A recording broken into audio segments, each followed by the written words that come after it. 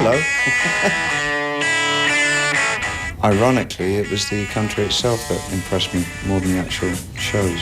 But again, I think I was at that time at the tail end of a tour that I wasn't enjoying particularly.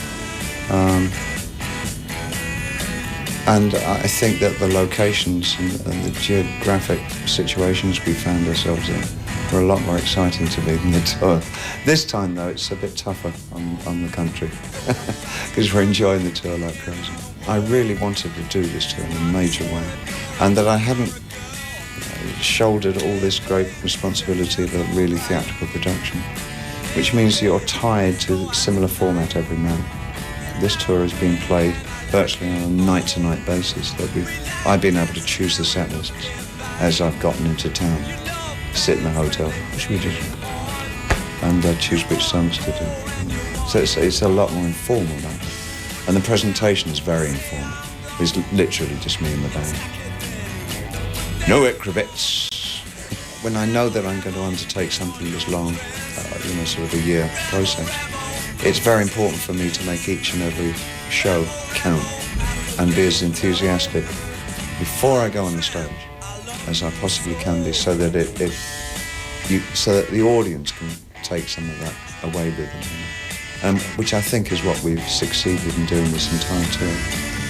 And the reactions have been just way past my expectations. It's just been such a great response to the show.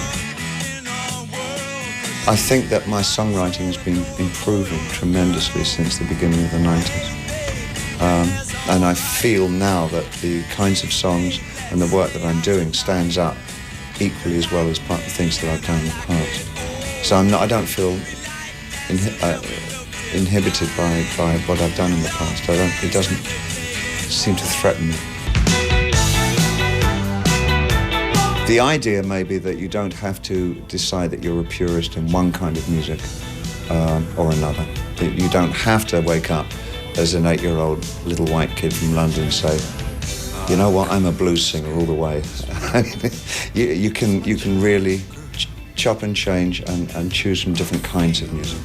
I think sort of maybe opening up the idea of moving from one kind of music to another and kind of hybridizing it, you know. I think that possibly is something I've made okay to do. When I'm making the album, there's nothing but my own selfish needs to fulfill, you know. So I go into a studio to make an album that I will enjoy very much, and I don't really think about the audience or who's going to buy it. But once I've done it, and once it's on release, then I do everything in my power to get the damn thing heard and seen and talked about. So the first stage of it is the creative area, and the second part is kind of understanding marketing in today's world and how on earth you get things known. What's the best thing about being a human being, I suppose? I think it's, I don't know, going out for a swim. I don't know, picking up my child, giving her a hug. That's probably the nice thing to me. Well, I like the town so much, I bought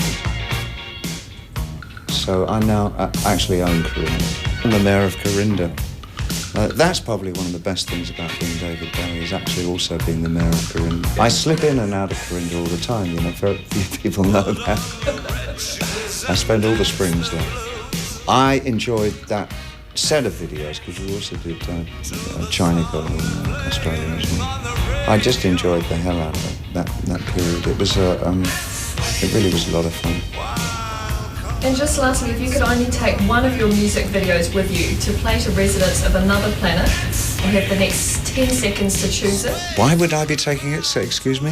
Why am I taking it? You want to take one of your music videos to show. To show them? Yeah. What? To show them what exactly?